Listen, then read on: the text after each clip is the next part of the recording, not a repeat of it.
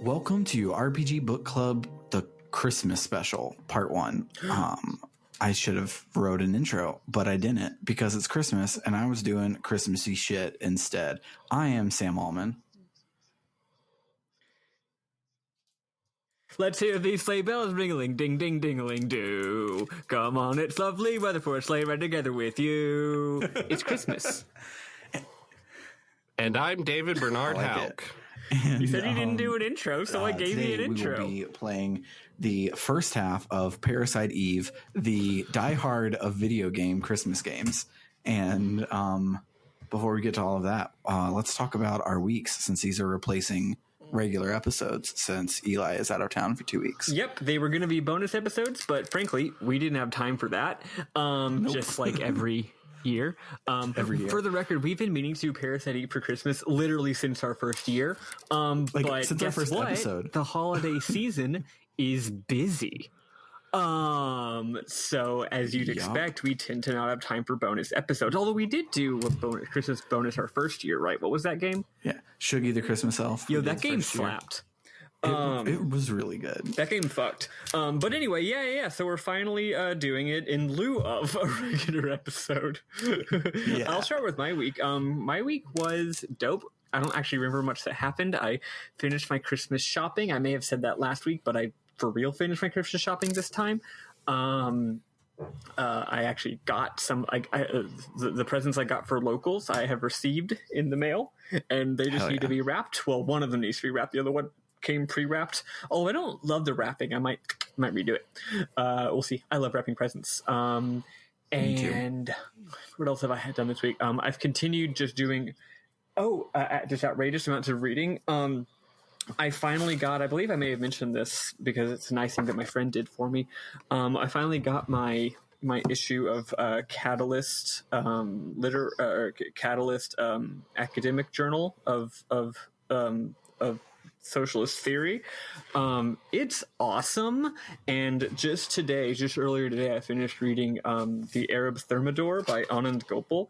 Just, if you have any interest in what the heck went on with the Arab Spring in the last decade, you should definitely read The Arab Thermidor by Anand Gopal. It's probably the best essay I've read all year, and I've been reading a lot of essays. It also is an incredible look at just sort of like how labor interacts with politics, rank and file strategy, and a good companion piece to the classic liberalism, ultraleftism, or mass action by whoever wrote that. Anyway, just thought I'd throw that out there. I finished that an hour ago and have been thinking about it ever since. Final thing is I did a little bit of shopping for clothes, and that's fun. And that's it. I'm in the holiday mood. I am having a good ass time, and I'm also I love Parasite Eve. It's fucking fantastic. That's it for me.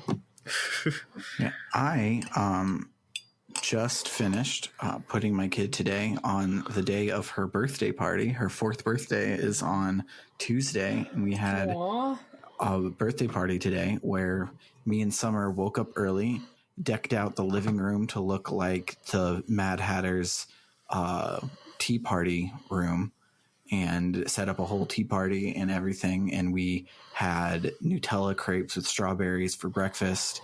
We had chocolate cake that we had shaped to give bunny ears. And my absolute favorite part about it is because I apparently only can conceive children on Mother's Day, and all of our all 3 of my kids' birthdays are in the last half of December or the first couple of days of January. It's all bundled up real close, which is horrible because that's when Christmas is. So the deal is everyone gets presents on Christmas. On your birthday, you in non-COVID years, we'll go out and do something special, and you'll get one big present. This year we had to bring it inside, so she had a tea party inside. But her big present was a Nintendo 2DS. Shit. It's the kick-ass clear navy blue one that I think originally came with Pokemon or Mario Kart on it, whichever one. Wait, but the 2DS that clear one, and it's really XL with the hinge, or the cool wedge one? The Cool Edge one.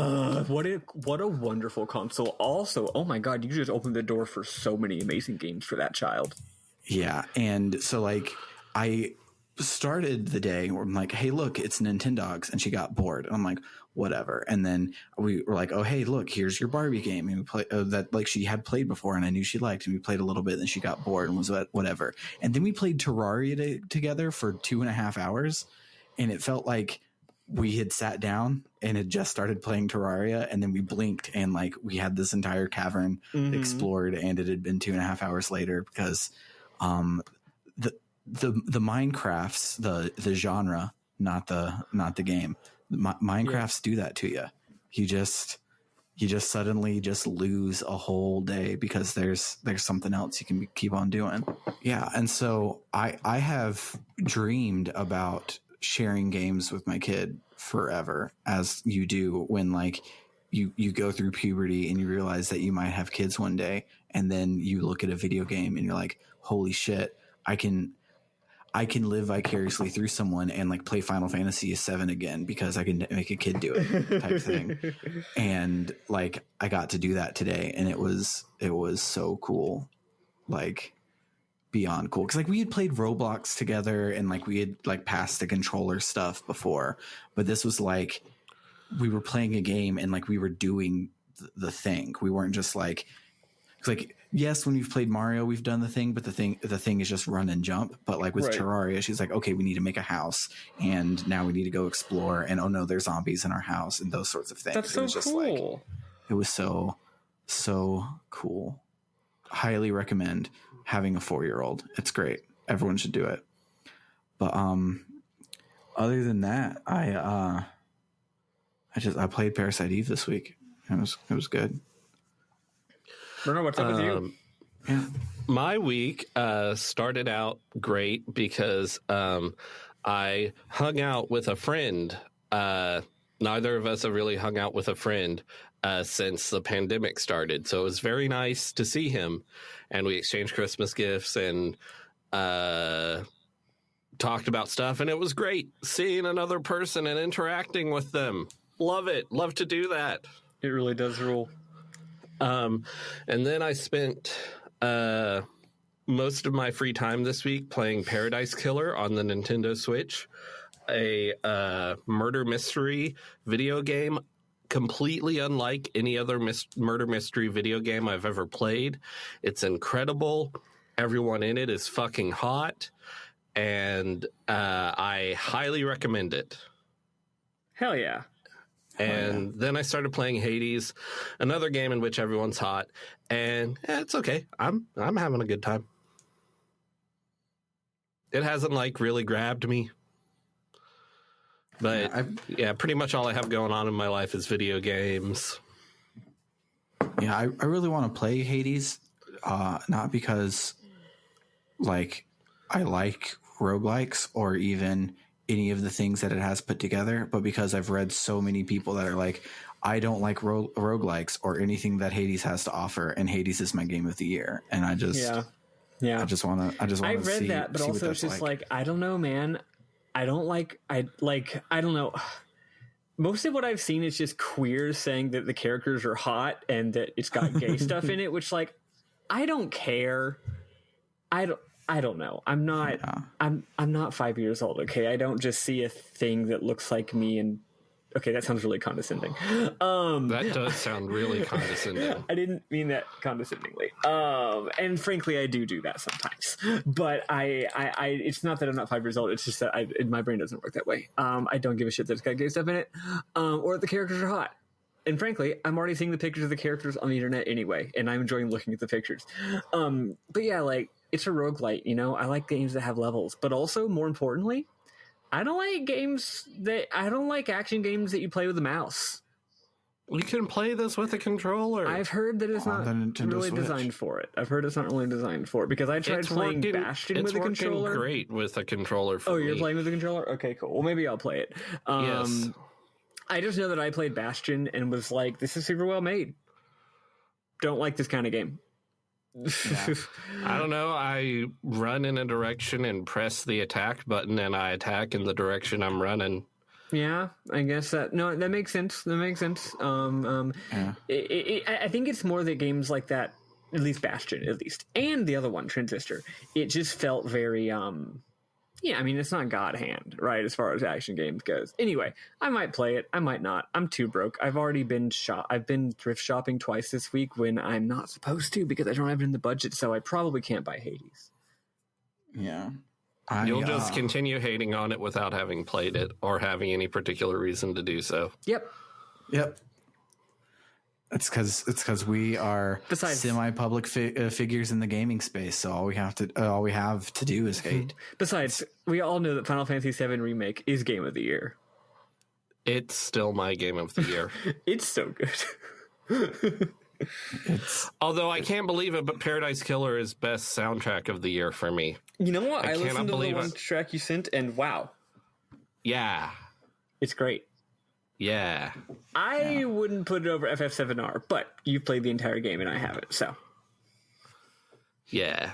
Yeah. Speaking of great soundtracks, let's listen to some Parasite Eve music, and then let's talk about the game. Yes.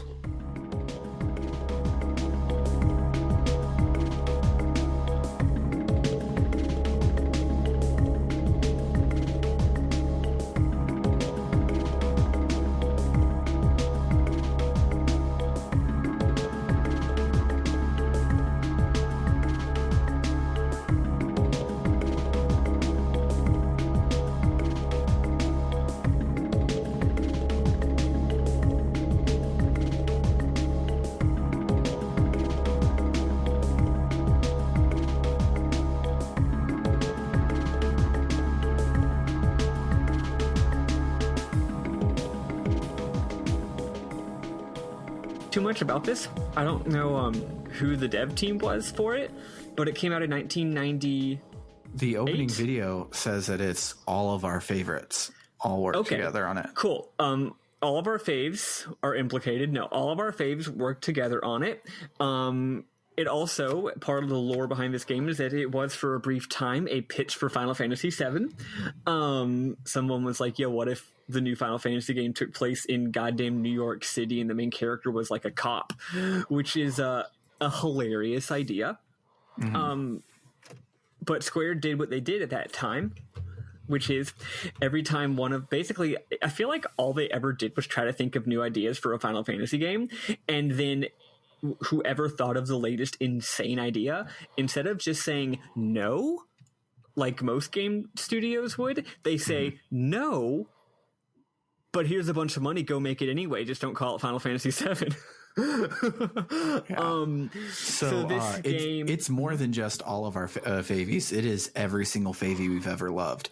It is directed by Takashi Tokita, aka the lead designer of Final Fantasy IV. Wow. It is produced by Hironobu Sakaguchi to Hironobu Sakaguchi. Its designers is Yoshihiko Maekawa, who doesn't have a wiki page, so I don't know if they've done other things. I recognize that name. Whatever. The lead character artist is Tetsuya Nomura, of course. Yeah, obviously. The writers are the novelist was Hideaki Sena, and the adapter was Takashi Tokita, and the composers was Yoko Shimomura. So hell yeah, it's a dream team. So it's good. So it's an awesome game. What is this game? People say it's sort of Square's answer to Resident Evil. And in a sense, it is, because Resident Evil was a fucking sensation, right? So you got 3D characters, pre-rendered backgrounds, spooky monsters, basically. However, I'd forgotten that it's really much more than that. It is Square's answer to Resident Evil by way of every 80s action movie. It's got... it is Final Fantasy Die Hard. But it's not even just that. That would already be good enough. It's Final Fantasy Die Hard, but honestly, more than that even. It's Final Fantasy John Carpenter. Yeah. It's Final Fantasy The Thing. It's Final Fantasy Escape from New York. I see The Thing in this game. I see Escape from New York in this game. I see Prince of Darkness in this game. And then also, it's even 70s cop movie as well. So it's just like, it is a love letter to American action thriller cinema of the 70s and 80s.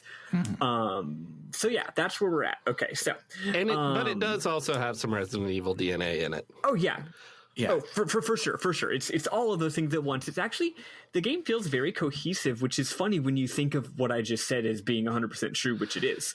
It definitely has a lot of influences, but it does succeed in being a single idea. Yeah, you might say it takes all those influences and melts them down into sort of a goop and then forms them into a new being.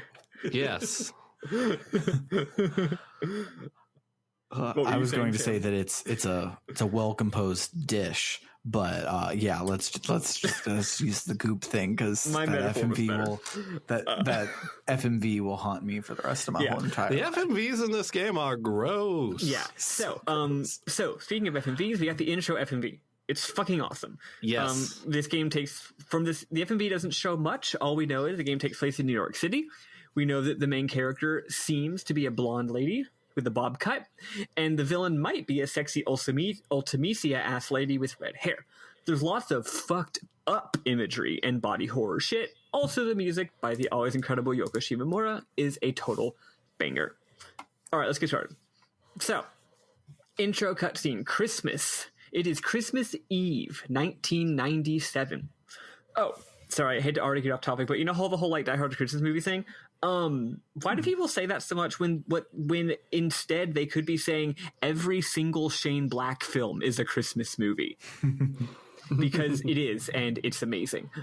So like if you're tired of watching Die Hard every year, or you want to watch something else in addition to Die Hard, because it does rule, try Kiss Kiss Bang Bang, or The Nice Guys, or Iron Man 3, or I think one of the Lethal Weapons, or I think like 2 more of his movies that I haven't seen that take place on Christmas.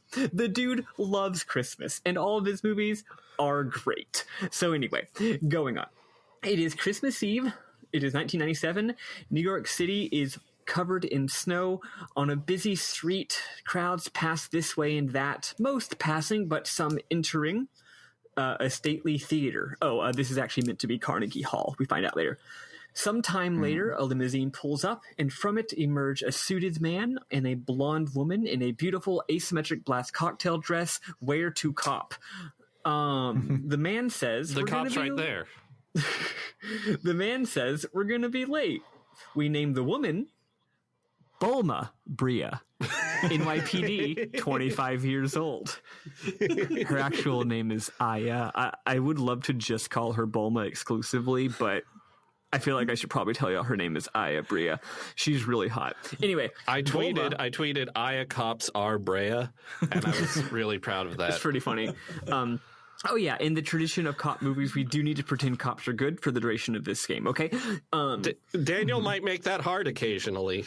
That's true. So Bulma has taken the night off from stop and frisking minorities to go on a date with a man we know isn't important because the game just calls him Man. She's in a sullen mood, but tries to cheer herself up. Bulma enters the theater. Sure enough, the first act of the opera has already started. They hurry past the doorman and quietly take their seats. On also, the stage, just so you know, I don't know if you've ever been to an opera, but that's one of the most rudest things you can do is open the goddamn doors to an opera. You wait till the intermission. If you're late, don't go in. Yeah, you're not supposed to do it. Best case scenario, and ask the doorman for this if this is an option. Best case scenario, you do open the door, and there's like a little area in the back where you can stand, where that would depend on the theater. But yeah, don't do that. On the other hand, they're cops, and this is their big night out, so fuck it. Also, frankly, like, fuck sophisticated classical music etiquette. It's dumb, and is one of the main reasons why normal people think that classical music isn't for them. Because it's all this bougie upper class, like, etiquette rules. If we got rid of all that shit, more people would actually feel okay going to an opera every now and then, personally, is what I think about that. But there'd be more boorish displays at the opera. Yeah. Back in the classical days of classical and romantic music, there were always boorish displays, and it was great. Back in the day, no, so this is actually true, musicologically. Back in, like, Mozart or Beethoven's time, if something happened in the music that you liked in the middle of the music, you would clap. And if something happened that you didn't like, you would boo. in the middle of the thing. Nowadays, the only time you're allowed to clap in the middle of music is at the end of a jazz solo. And like, yeah, it's still good that you clap at the end of a jazz solo, but it's still like a rule you have to learn. It can't just be like, hey, if something cool happens, go, yeah, hell yeah, that was great. Hell yeah, love that chord change. Great job, Beethoven. Or more likely, boo, Beethoven, you started that bass line a measure early in your Fifth Symphony and it was out of key and you've just broken all the rules of music and I'm angry about it. Or if you're Beethoven a week later, and I'm happy about it. Anyway, Bulma breaks the rules of the theater. First act has already started. They hurry past the doorman and take their seats. On the stage is a typical royal drama of some variety, starring a beautiful, tall, intimidating redhead. But before long, the game becomes a foof. In the middle of her aria, the leading lady, playing a character named Eve, suddenly sees Bulma in the crowd and locks eyes with her. Electricity. They share lesbian feelings. Suddenly, the actors behind her burst into flames. Literally. Then people in the audience. Random things start catching on fire for no reason, and chaos erupts. The crowd starts screaming and evacuating, but Bulma keeps her cool. She orders her lame-ass boyfriend to get the fuck out of here, draws her gun, and approaches the stage. Here I do want to mention, the FMVs in this game, I don't think hold up very well. I don't think they hold up as well as the ones in, say, FF8, which was made around the same time, probably because FF8 had a much larger budget. The FMVs look fucking weird, but the in-game scenes look phenomenal. All of the in-game cutscenes are just jaw-droppingly well executed. And I actually much prefer it when they're doing that instead of having FMVs, which is good because there actually aren't a shit ton of FMVs. Anyway, the FMVs hold up the best when they're doing weird, gross stuff. But like every time it's just like a human emoting, I'm like, I guess that's what's happening. Yeah, like when they were doing the fake opera, like FF6, FF9 style with just the CG models, it was great. And then when it switched to the FMV, it wasn't as good. Anyway. Bulma ascends to the stage and Eve speaks to her. She says, "You're the only one who wasn't affected." What does this mean? She says, "You ought to know the reason." We're going to have a lot of this. Bulma gets a brief and unhelpful flashback of what might be herself as a child in a hospital room, but nothing further. We have our first combat encounter. I think I'll talk about the combat a little later, not right now. After shooting Eve a few times, she uses some strange power on us, and we see that we now have something called PE, Parasite Energy, aka magic, though we can't use it. After a few more rounds of combat, Eve exits stage left. That's not a joke. She does actually exit stage. No, she doesn't. She exits stage right. She exits stage right. Yeah. She does, in fact. Anyway, Bulma pursues. Damn it, I wrote that wrong because I didn't think about it. It's the left side of the screen, but that's we're not seeing it from left. the audience perspective. She leaves on the starboard side. They should say that instead. Anyway, Bulma pursues.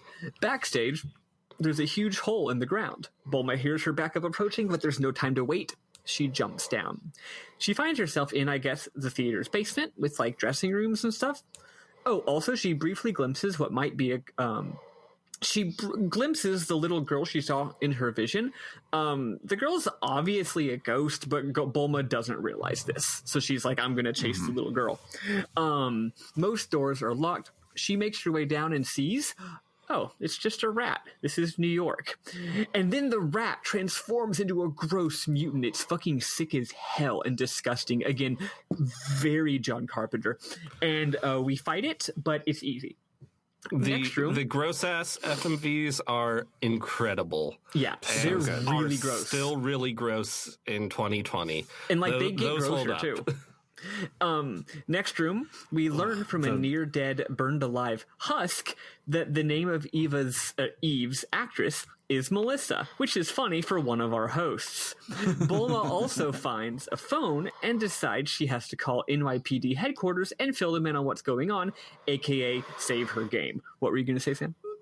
I was laughing, but speaking about the phones, so this scene establishes that the in-game reason why she's stopping all these phones is to report back to the police department.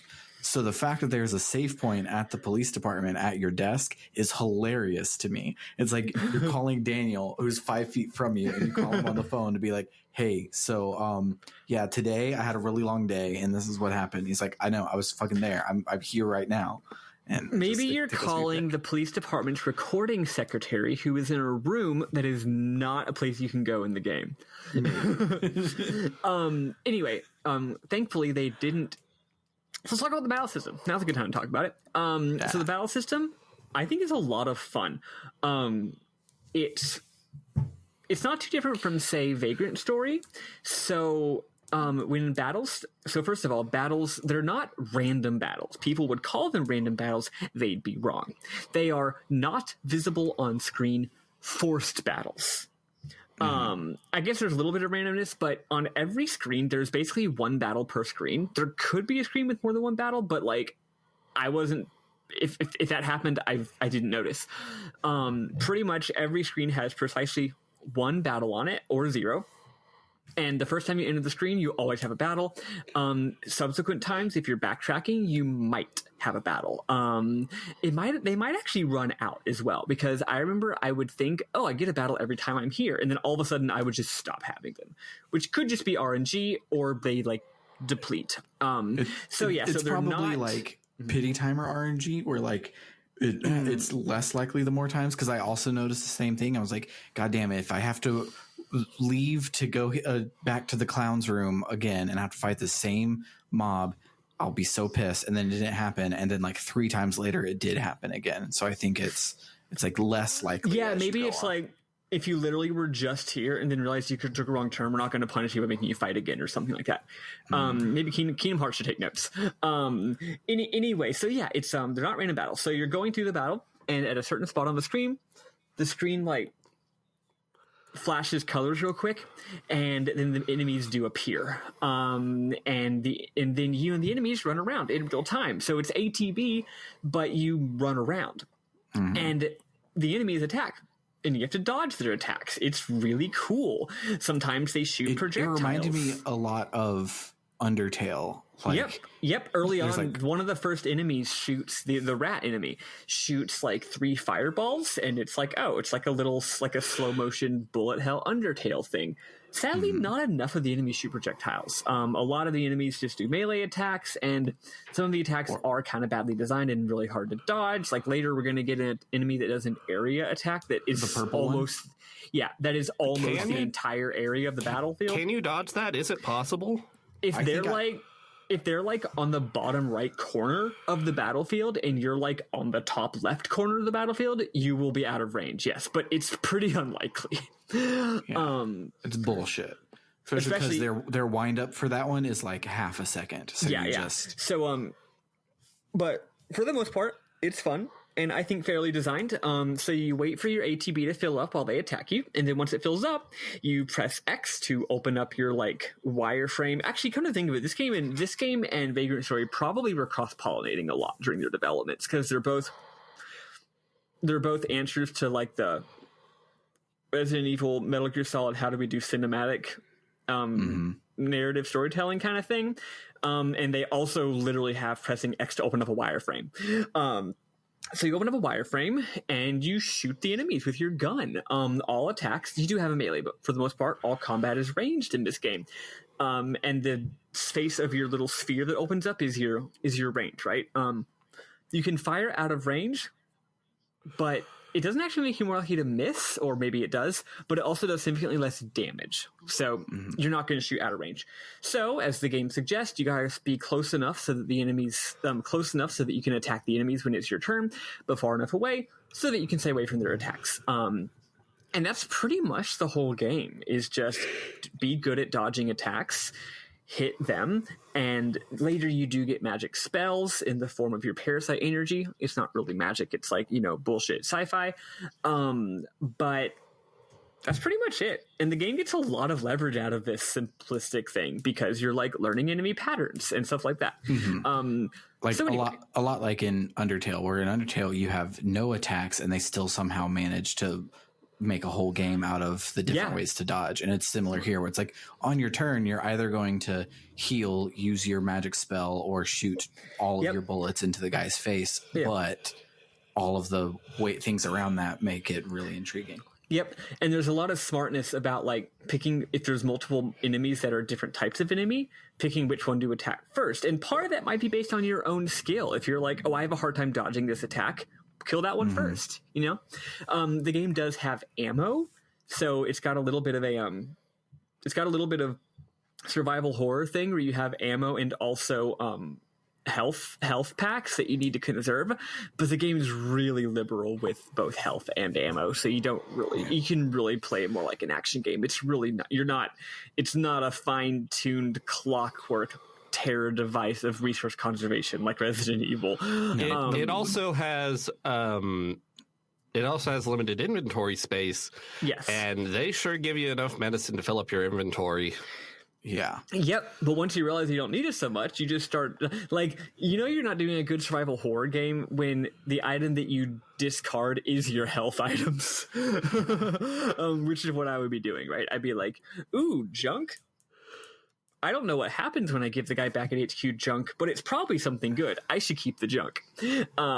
Anyway. So we find Melissa's diary. She's a young opera soprano who is super ambitious and would backstab anyone to get in the spotlight, which is to say, she's a soprano. She really wants the lead role in the Christmas opera, but she knows Suzanne is more likely to get the part. She trains so hard, but also her body seems to be getting sicker and sicker, and she's addicted to some kind of medication. She and Suzanne get double booked, but she wants the role all to herself. One day, on December 6th, Suzanne's entire apartment catches on fire and she dies. Melissa feels like somehow this is her fault for wanting the part and feels guilty. Note this is literally Melissa's diary, so we can probably trust that she didn't literally set Suzanne's house on fire. But hey, lead role. Despite fainting sometimes due to her rising body temperatures during rehearsals and increased abuse of her medicine, she makes it to opening night. December 23rd, aka yesterday. It goes well. Tomorrow is the big time Christmas Eve show, and then Christmas Day is a performance in the outdoor amphitheater in Central Park. Foreshadowing. She can't wait. Anyway, we enter a ballet rehearsal room, which we can tell, like it's got like a wood floor, a mirrored wall, a balance beam, and a grand piano. I just think that's neat. I've never seen a ballet studio / rehearsal room in a video game before. It's cool. Anyway, Melissa is at the piano. She seems to be struggling internally and says, no, she's Eve. After this point, she is exclusively referred to as Eve and will follow suit. We see the flashback again and nothing really new. She says something about blah, blah, blah. The reign of the nucleus has ended. It's time for the mitochondria to rule. Bulma forgot the one thing she was supposed to remember from biology class about the powerhouse of the cell and has no idea what Eve is talking about. We fight. She transforms into a huge fucking boss monster and roughs us up, but then runs away again, saying our mitochondria will awaken in due time. We pursue down another hole. Hey, it's the New York City, baby, #1. We see the little girl again, who is clearly a ghost, but Bulma doesn't realize this. And we follow her and we confront Eve, who basically says the same shit as before. You did a bit there, but you didn't actually say we're in the sewers. I did. I said it's the New York sewer, baby. Oh, I thought you said it's the New York City, baby. No, I said New York City as well. Oh, I said it's the New York sewer, baby. #1 sewer in the world. It's funny, this game start to sewer is really quick, but I don't really fault them for it because it's a sewer in a place that exists in real life. I don't know. It makes it different. In a fantasy game, it's like you could have invented anything and you invented a sewer. Whereas this, it's like, yeah, it's New York. Of course we're in the sewer. Anyway, we see the little girl again, who's again clearly a ghost. But Bulma's like, little girl, what are you doing down here? We follow her and we confront Eve, who says basically the same shit as before. Then she fucking transforms. Oh, in a CG video. also known as an FMV. She fucking transforms into goop. She goops through a grate, and then she reforms into the hot lady and leaves behind a boss for us. It's easy, though.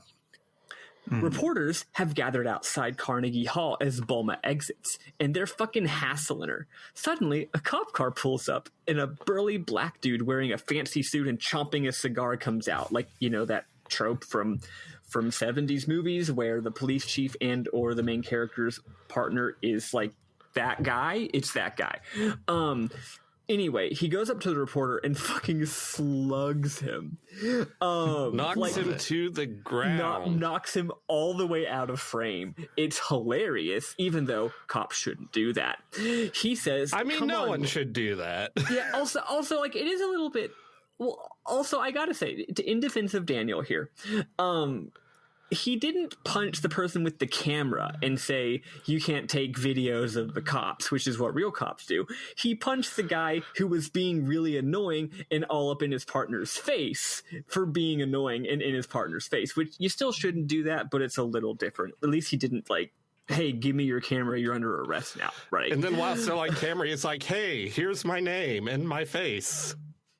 Yeah, he didn't, like, tear his badge off. Anyway, he says, come on, Bulma, let's get you back to the station. As they drive through the traffic back to HQ, Daniel, who I said here is probably the police chief, but no, it's Bulma's partner, presses her for info, but only gently. He seems very sweet. Bulma says he shouldn't be working on Christmas Eve. He should be spending time with his son. But he says his boy knows his daddy's a cop and that he's got to do his duty. We get an incredible rotating aerial shot of a 3D model of Manhattan as Bulma narrates. She tells us this was the first of 6 days that would put them all through hell. But for her, it was also 6 days filled with memories. Lesbian memories. No, actually, I think, I'm just guessing, I think Eve might be her sister, so maybe it's not a lesbian thing. I mean, it's not a lesbian thing. I'm reading that into it, but I'm saying it turns out they're sisters. It's going to make it weird, so whatever. Anyway, day 2. All rested up. Oh yeah, so this game is 6 days. We are doing days 1 through 3. I should have said that. Sorry. We should have. The days are very uneven in length, but the first 3 and the back 3 are about the same. So that works out. Because days 2 and 5 are super long, so each half is about the same. So anyway, the next day, Bulma wakes up. Or doesn't wake up, but it's the next day, and she's all rested up. And Bulma discusses the situation back at the station. Even though it seems crazy, Bulma insists that there is, in fact, something supernatural going on, or, like, not supernatural, but, you know, weird science shit, involving weird powers and maybe even ESP. The other cops actually believe her, going against sort of tropes, but they are at a loss as to how to fight something like that. Oh, also, turns out Melissa's apartment burned down later last night, so they couldn't inspect her place or learn anything about her or her medication. Also, she has no close friends or family. The police chief calls Bulma to his office and gives her a permit to upgrade her weapons, since she'll need it, and we get some tutorials. In the halls of the HQ, we meet a kid named Ben, who it turns out is Daniel's son. Turns out Ben is angry and hurt by his father always putting work over him. Daniel is like, I guess every kid needs a mother. And Bulma's like, no, you're just a bad dad. Like, literally, he's like, every kid needs a mother, aka, it's not my fault. It's just that the kid doesn't have a mom, so of course he's like this. And Bulma literally says, like, well, I grew up without a mom, and I'm fine, so I don't know what your deal is, dude. And then he's like, oh, also, his mother is alive. Like... Yeah, we find obviously out, there's something going on there. Yeah, but I forgot to share that, but yeah, they're divorced. Anyway, the press shows up and we give a conference. Though the police chief Baker tells us to let him do the talking, Bulma blabs about mitochondria and weird powers, and the press freaks out.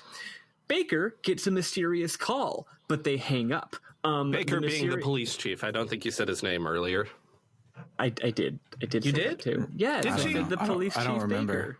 Baker. I didn't put a period on it, so I was probably quick about it. Anyway, I did. Police Chief Baker gets a mysterious call, but the person hangs up. Apparently they were blabbing about mitochondria, and also they had a Japanese accent, very heavy.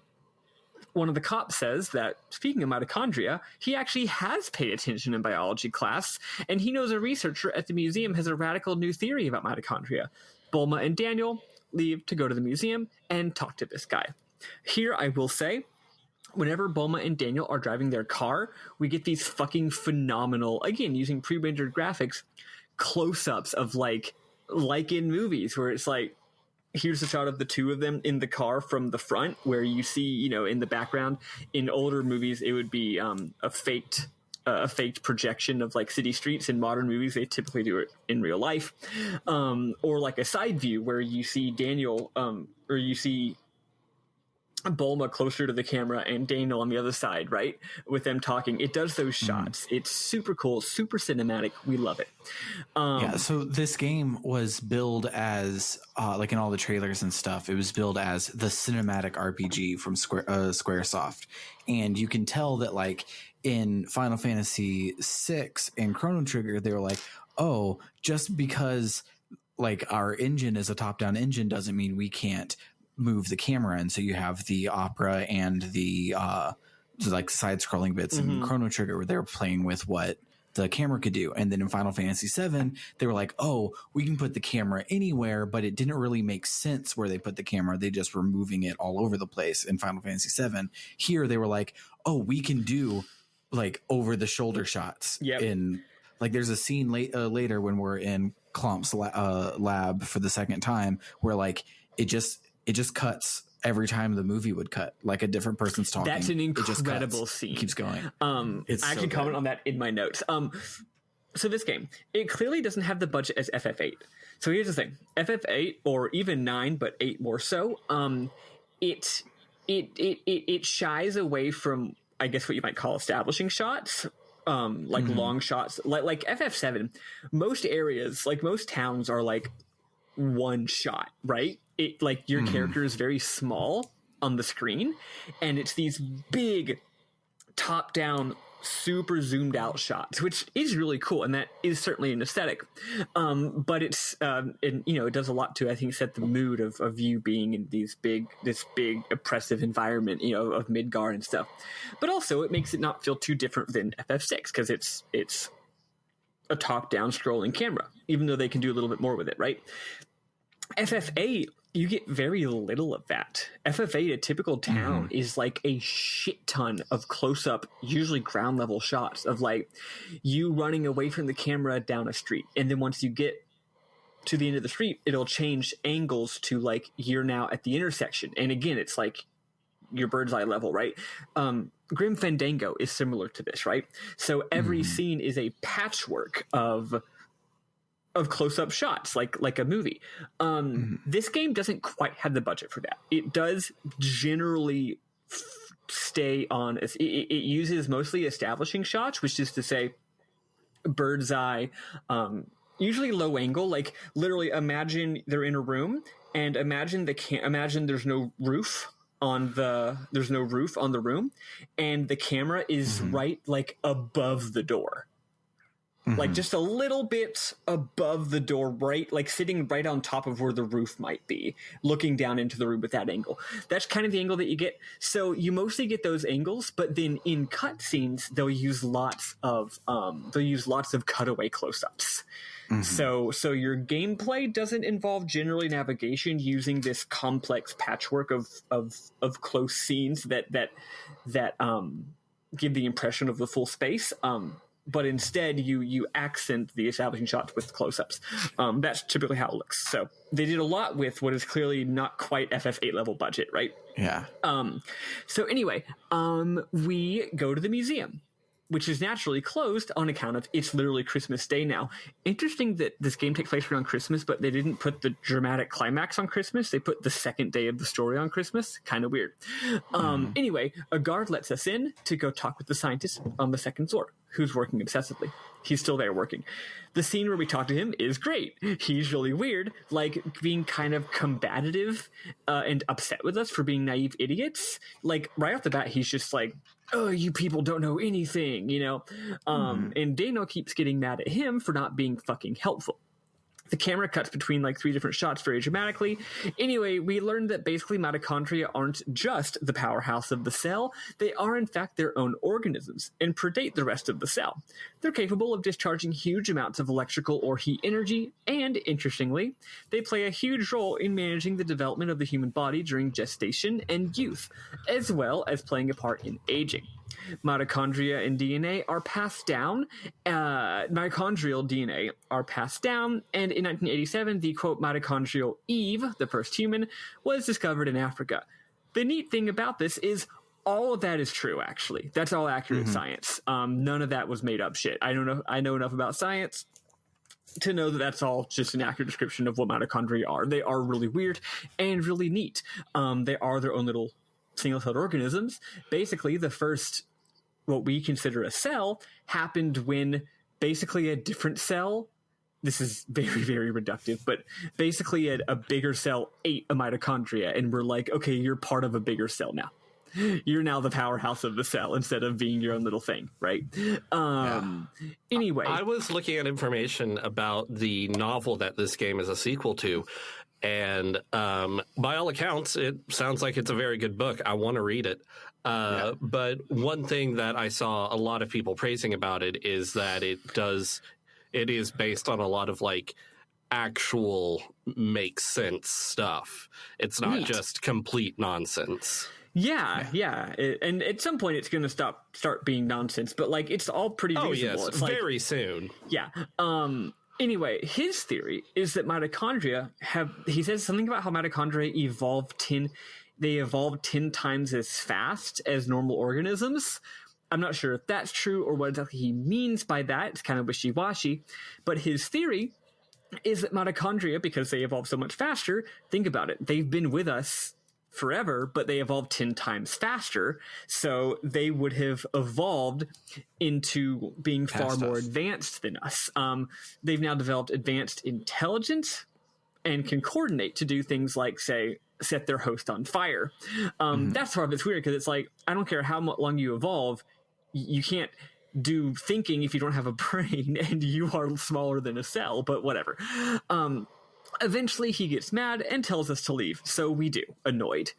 We get a call. A breakthrough has been made at the HQ. Get back here. All right, so remember how there was going to be a performance of the opera in Central Park today?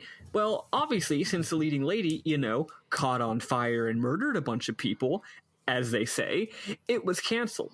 But the public is still gathering in the amphitheater anyway? Did they not get the memo? Anyway, oh no, that's where Daniel's kid and ex-wife were going. Fuck! Y'all rush there as fast as possible to save your kid, Daniel's kid and his ex-wife. When we get there, we don't see any people at all. So I'll go ahead and spoil this since it's kind of weird and confusing. Everyone is already in the amphitheater, and also they don't explain this, so it's not really a spoiler, but I think that the people who are there in some kind of mind control / subconscious way. It's not like they're all just idiots. All the people were somehow like drawn to go to the show. I believe there are a couple things hinting at the idea that like just the people in Central Park were drawn to the amphitheater by Eve being magic. Yeah. It's there are hints. It's just the hints are interspersed, so I thought I'd just say it now. That way we're not like, this makes no sense. Because it actually does make sense, though it's weird. Anyway, Daniel tries to rush into the park, but immediately his fucking arm catches fire. He backs up and pats out the fire. He can't proceed. Bulma must go it alone. Central's Park is a spooky, everything dead snow and ice forest dungeon with benches and fountains and walking paths and a zoo, and it's all deserted and scary. It's a real ass dungeon, and if you're me, I have a really good time going through it. Eventually, we reach the amphitheater and see it is fully seated. And Eve is just chilling on the stage, so everyone is just chilling in their seats looking at this hideous monster floating on the stage. Maybe they're also she's hot, which valid. Eve is like a weird like mix of a dragon and Hexadecimal from Reboot. Like you put those together and make it a hot chick, and that's where you end up. And I probably would just chill watching her too. Anyway, I believe the people here are being drawn against their will. As soon as Bulma shows up, Eve does a magic thing, and basically, okay, FMV time. Basically, everyone in the theater fucking liquefies. It's really, really gross. A dude's eye pops out, and goo gushes out of his eye socket. Eventually, everyone is literally just a red heap on the ground. We're like, okay. So we go around to the back door. One thing that's interesting is this game doesn't do the thing where characters talk to themselves, which I guess is good, because usually that's like really bad writing. But like Bulma is here alone, so she doesn't have someone to say, oh my god, this is horrifying. Like that's normally what I think you would expect. So she just has no reaction at all, because by Butchie, there's no one to react to, and we're controlling her. So anyway, we run around to the back door, go on stage, and confront Eve, but she just says the same cryptic shit as usual and runs off. We chase her and see the little girl again. We then chase the little girl through a huge, scary maze area. Like, we thought we were at the end of the dungeon, and we're not. This second area goes on for a long time, through forests and over bridges and down roads. It goes on so long that, like, I feel totally lost. Yeah. I'm like, we are so far away from where our original goal was. And there's lots of times when like the path splits, but I just go down one path, and instead of trying to be like, this game does a good job of showing you that like, no, you really don't need to fully explore things. It's okay. Like you don't need to get every treasure chest. Oh yeah, there are treasure chests, which is funny. Earlier in the zoo, you like go into a bird exhibit and the glass is broken, and you just go in there and there's 3 chests that have like ammo and medicine for humans in them. They could at least be like, they could at least just like put a cake in a trash can, like a dignified video game. Anyway, so we feel even more lost because after a certain point we've definitely lost sight of the girl and are just blindly charging farther and farther away from our previous location. This section does a great job of being super moody because, again, like, you're not going down every path. Every time you get to intersection, you're just kind of picking which one you feel like might be the right way, and you just keep going. It's really cool. And meanwhile, Yoko's just like wailing on her MIDI keyboard. The music's so fucking good. Yes. Anyway, eventually we have a real fucking boss battle. Yes. It's like a bunch of worms that come out of the ground. Like, the worms come out, they attack us. It's sort of like Zelda-esque. This is where it gets real Undertale-y. They shoot these projectiles, and the projectiles are like bombs. And when the bombs explode, they send like little pin pricks going in every direction in a starburst. We have to dodge them. This is the highlight of the game for me, gameplay wise. And really one important thing about this battle system is that you can stop, and each gun has a different amount of bullets you can shoot in a turn. So at this point, you're probably using a gun that can shoot 2 bullets in a turn. But the thing is, shooting the bullets takes a significant amount of time. So if you choose to shoot 2 bullets in a turn, you're risking getting hit by a projectile that's being thrown. So depending on the situation, you might only want to shoot 1. Yeah. The battle system pauses when you're selecting a target to shoot or in your menu to pick a spell, but once you start shooting, the game progresses, and most enemies don't really have knockback. So, like, while you're shooting, they're coming at you and will attack you. So, yeah, at this point, I had the ability to shoot 3 shots in a row. And it's like, not only is it dangerous, but a lot of these worms aren't out of the ground that long. So, like, doing 3 shots is literally a waste of time. So yeah, this battle is, like, teaching you, like, hey, if you only have time for 1 shot, just do 1 shot. Which is cool. Anyway, after that battle, or it's saying the M16 is really strong, and I know why you want to use it, but seriously, just switch back to your SMG so you can get off more than 1 shot, because the M16 is so damn slow. Yes, but I got it in the bird exhibit, and I loved it, and I it's really good. Still use it like 2 whole dungeons later. Can't I stop, don't won't change stop. my strategy unless it results in me dying, so I didn't change my strategy. I was like, this is probably not ideal. Also, changing weapons does take a whole, like, turn, right? And I didn't, I beat the battle on my first try, so I wasn't going to, like, change my equipment and try again. Anyway, we confront Eve again.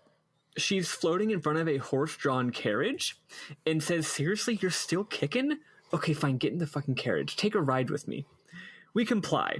Then, in a wild FMV, the horse catches on fire and takes off through the city streets. So we're on a literal, like a carriage flying through New York, from a flaming horse. It's very Metal Gear Solid 5. She asks us, why the fuck are we still siding with the humans? We're like, we're human? She says, you should side with me. If we joined forces, blah, blah, blah, blah, blah.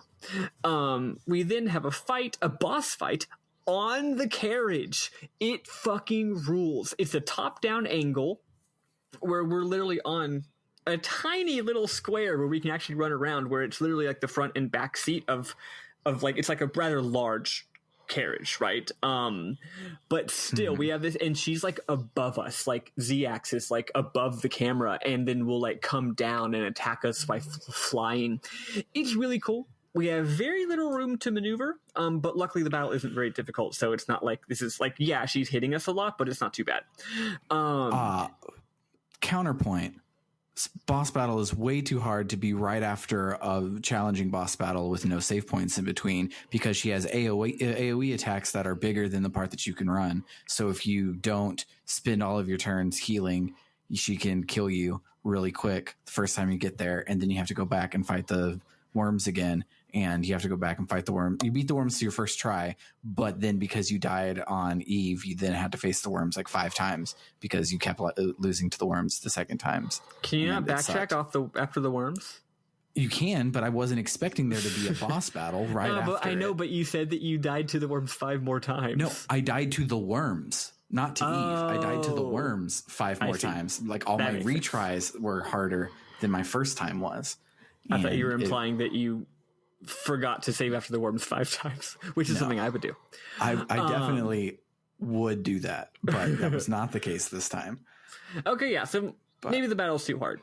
I found it pretty easy, but I don't know. Yeah, you don't have to hit her very many times. It was like you don't have to hit her very many times. You had to hit her, but to get off those three turns accurately, you had to get lucky or have more healing left, which the second time I just had better healing when I got there. Yep. Yeah, I believe I had like some heal level 3 potions that I don't think I even used, but I had them, so I was like, okay, I can use this if I need it, right? Wouldn't it be great if they called them potions in this game? Yes. It'd be so good. Anyway, after we defeat her, we ask again why we seem to be special, and she says we ought to know why. Don't we remember who she is? Bulma has another flashback to the hospital. The doctor is there again. Oh yeah, at this point, I believe it's pretty clear that the doctor is the shitty researcher for the museum. It's kind of hard to tell because they just wear doctor clothes, but the height essentially works, even though you see them from behind. Like, I'm pretty sure that's the doctor. So we realize now that there are 2 hospital beds. There were always 2 hospital beds. The other one's empty. It's just that I don't feel like it had been conspicuous before, but this time, for some reason, I'm just very aware of the fact that there's 2 hospital beds. Then the reason why you're aware of it is because the little ghost girl was in the other bed this time. Well, actually, what's about to happen is the screen flashes, and now she's on the other bed. Well, I thought that's what you're talking about. To get to that part. I didn't remember the flash. I just remember. Yeah, she's on like, one bed, okay. And then she switches to the other one, which is drawing attention to like there's 2 beds. So I'm guessing Eve was probably in the other bed, but is not appearing in our memories right now. Anyway, it's weird. So the carriage crashes, Eve flies off, and now we cut to Daniel. Ben shows up. Apparently, Ben and the mom, Lorraine, went to the concert, but the whole point was that his mom and dad were supposed to both go with him together as a family, damn it. So he didn't actually want to go in. But then the mom, quote, acted weird and went in. Basically, Ben is alive, but Lorraine is probably dead. back at the station. It sounds like she was probably at the amphitheater and got gooed. Exactly. I don't think it's 100% clear, but like that's what Daniel takes out of it, right? Back at the station, and I mean, Ben comes home with us and hangs at the station instead of going home with his mom. So I think, well, no. I mean, they also think. I'm saying, yeah, everyone thinks that she's dead. I'm just saying that the way that Ben describes it isn't like, "Hey, mom died."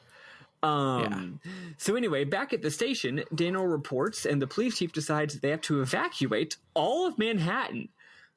Daniel heads off because I guess this is an alternate world where when there's a serious threat to public safety, the government does the right thing. Never heard of that. Daniel heads off to find Bulma, who hasn't shown up yet. Ben doesn't want him to go, but he says Bulma is the only one who can stop the lady who killed your mom. Okay, then we have a really fucking good scene. Who hurt his mom. He doesn't use the word kill because that would be a lot. That'd be a lot for a kid, yeah. So anyway, next we have an amazing scene. So he's leaving, and he's like, "Hey, you, lady cop." She has a name, but I forget her name. "Hey, lady cop, you're a woman. Take care of my son." He leaves his lady cop in charge of Ben. And she's like, "I don't know what to do with the kid." So she's like, "Hey, you want to see a dog?" So she takes him to the room with the police kennel, which we could have gone to earlier in our exploration. And she literally is just like, "I'm going to open the door and you're going to pet the dog." And she does. She opens the door and the dog comes out and he's like, "Oh, hey, doggy. Oh, I love this little doggy." This scene is terrifying. Because the whole time you're like, that dog is going to turn into a fucking monster and eat this kid at some point in the game. It's a really good model of a dog. Yeah, it's a really good model of a dog. And it's a really good scary scene. The whole time I'm just like, "No, Ben, don't you dare get away from the dog. Don't you know what kind of story you're in?" But nothing bad Also, the dog's name is Shiva. Yeah, Sheeva, which is funny because it should have been named Cerberus anyway. I guess they didn't know that when they named her that. This is the second sort of reference to something Final Fantasy-ish. What was the first one? The first one is when you're on the world map of Manhattan, and you're selecting a place to go. It's so cool. It does this dramatic zoom in. It's so cool. And when it zooms in on the museum, there's a big picture of a chocobo, and it says chocobo as one of the exhibits. Nice. That's cool. Also, going back to the world map. You're on the world map, and you get to pick. It's a big rotating 3D Manhattan, and you get to pick your location. What's weird is there's like a helicopter noise while this is happening, and whenever you rotate the camera or pick a spot, it zooms in and you hear the helicopter sound go, which is like, yeah, I get it. We're in a helicopter, but it's like, wait, if this is like an aerial shot, like in a movie, when there's an aerial helicopter shot, you don't hear the helicopter. And we're not in it, and the characters aren't diegetically in a helicopter. We're driving somewhere in a car, so I don't know why there's a helicopter sound, but it's cool. So anyway, nothing bad happens to the kid. It's just a scary little setup scene. There's an FMV of a city being evacuated. Traffic is bumper to bumper on the bridges. Shots of empty streets. On one street, the cops have it blockaded, but a strange, nebbish-looking man appears. He has he has a thick Japanese accent, and the cops are jerks to him, telling him to shove off. One of them is nice and speaks Japanese to him. The other guy is racist and says, "If you can't talk the language, go back to your damn country." He's like, "You gotta let me through. You gotta let me through." It's like the Godzilla thing where I'm the scientist who clearly knows what's going on. One of the cops, the racist one, catches on fire.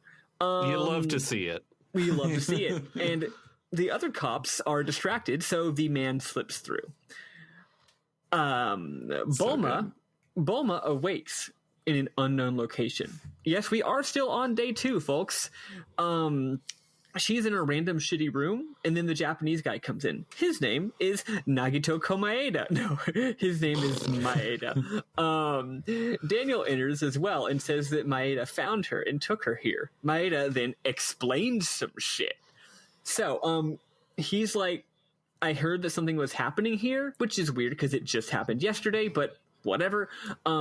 He says this is similar to that thing that happened in Japan a few years ago, although it wasn't nearly as big a deal as this. And we're like, well, what is it? He says it's not on such a grandiose scale. And I was like, I thought you had trouble with English. I thought that's like a thing people say about you, but you're using phrases like a grandiose scale. I believe it might be implied that he just has a thick accent and the cop was being a jerk, but yeah, whatever. Yeah. So it all started when this is all quote, actually. This might be, I put quotes around this, though it also might be abbreviated. He says, it all started when a scientist's wife was in a car accident. The scientist tried to culture her liver cells in order to keep her alive. He called these cells Eve. Eventually, the mitochondria in the cells took over the wife's entire body, which mutated. After acquiring listen to the passive voice in this sentence. Actually, it's not actually passive voice now that I think about it, but listen to this writing. After acquiring the doctor's sperm, Eve tried to give birth to the ultimate being. That's a weird way of saying that the doctor fucked his mutant wife, which is what I think happened. I think that his wife came alive but was also a horrifying mitochondria freak beast, and he was like, I'm into it. So they fucked, or rather, Eve acquired the doctor's sperm in order to give birth to the ultimate being. Shadow the Hedgehog. Yes, but no, it gets weirder. Before she had died, the wife had registered as an organ donor, so her kidneys had been removed and were to be given to some young woman. Eve, whose body she needed to give birth because her body wouldn't last for more than a few days, implanted that fertilized egg in this young lady who, I believe the way it's written is like a teen, who apparently later gave birth to the ultimate being. He says, I found out about this, investigated, and then came here to continue my investigation. So, yeah, we got monster fucking, and then we got non-consensual impregnation of someone who was just getting a routine liver transplant. Yeah, so while it is a love letter to American action movies, it's Japanese as fuck. It is. My understanding is that, like, everything Maeda said, I think that's pretty much the plot of the novel. So it is the sequel to a Japanese horror novel. Yes, 100%. Bulma is really upset. She worries that she's a freak just like Eve, and that she might, like, kill Daniel one day or something. Daniel says he trusts her because she's his partner, and he'll never give up on the power of friendship, and then he leaves to give her space. She says, that feeling I had, ... was that Maya? Oh, wait, I should have said, was that her? Except the game doesn't pull that bullshit. She actually says, what's that Maya? Then she says, but Maya died in that car accident with Mom all those years ago, ... So we'll find out more about that later. And by later, I mean next week, because it doesn't come up again this week. Day 3. Okay, so day 3. We wake up in that same room and head outside. Maeda is chilling, doing some science stuff, and then Daniel drives up in his cop car. He says, damn, the whole city is empty. This is wild. Anyway, let's get some equipment. Turns out one screen to the right is a pharmacy, and one screen to the left is a gun store. Convenient. We break in and take stuff. Maeda comments... cops are looting. Yeah. I thought that's the one thing cops are supposed to stop is looting. Maeda comments, he's like, wow, I'd heard that it was really easy to get a gun in America, but, like, goddamn, there's a lot of interesting anti-gun shit in this game. I like it. So much. There's a whole subplot I might get to later. Maeda is like, hey, I want to do science stuff. Is there a lab somewhere? We decided to go to the museum because that jerk-ass guy had a real sweet lab, and it's probably evacuated. We go up to the lab, and sure enough, he's gone. Maeda does some science. Basically, Bulma had some Eve goop on her clothes yesterday, so he's going to inspect it. He pricks his own blood and puts it in the goop and looks in a microscope. We look after him. oh fuck, we can clearly see that the little mitochondria from the goop are attacking the nucleus of his blood cells. Wild. He explains that some weird mutations are allowing this to happen. He says a lot more than that. I'm saying that he says it's just some weird mutations allowing this to happen. Bulma puts her blood in there to test it. Sure enough, her own mitochondria beef up the nucleus with energy so that it can fight off the enemy mitochondria. Maeda says that, frankly, this makes sense. Genes naturally seek to propagate themselves, so obviously her mitochondria would kill the enemy one with different DNA. So really the question is more like, why does everyone else's mitochondria not do that? Suddenly, the jerk scientist shows up.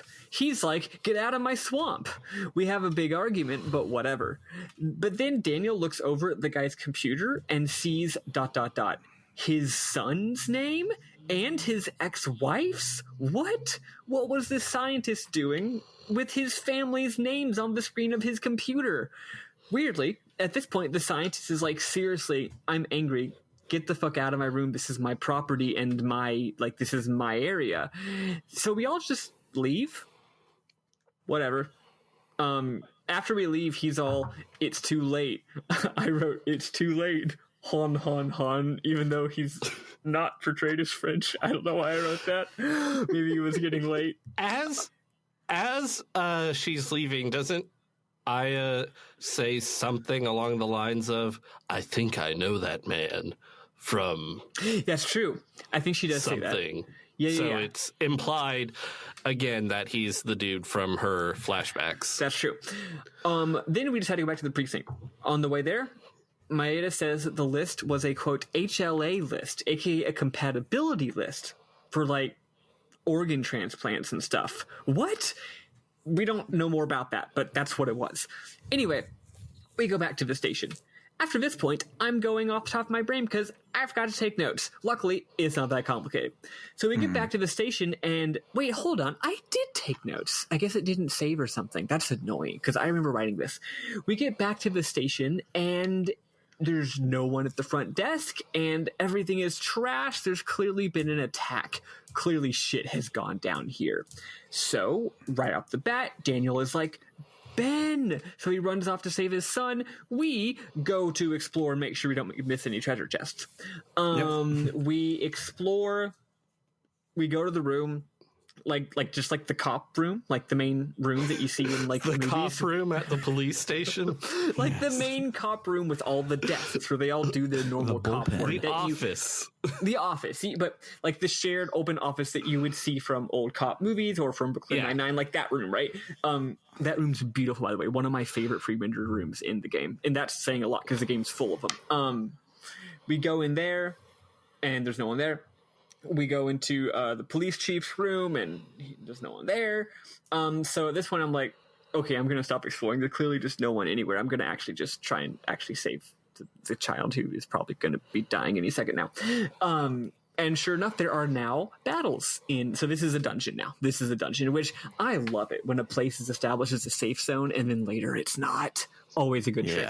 Although once again, it's usually better to do that towards the end of the story, dramatically. We've only been to the police station once at this point, so it's a little funny. This game blows its dramatic wads sometimes a little bit prematurely. Also, if you've played Resident Evil 2, you're expecting to be fighting monsters in a police station. You're frankly surprised you haven't been doing it all along. I actually don't know if Resident Evil 2 was out when this game came out, but you know. Yeah. So anyway, we're fighting through the police station, and there's a couple of optional scenes that I will skip. There's one involving the gun lady, except I didn't set that up with her earlier scene, so I can't. It won't make sense if I follow it up. Basically, all that happens is you go through a dungeon and have a lot of interesting, well-written, characterful interactions with some of the various cops. The ones that haven't died, a lot of them have died. You also find some secret zones and get lots of good treasure. Like one guy, he dies, but then he says here's the key, that you can go back and open his locker to get some new to get some new equipment, blah, blah, blah, blah, blah, right? Whatever.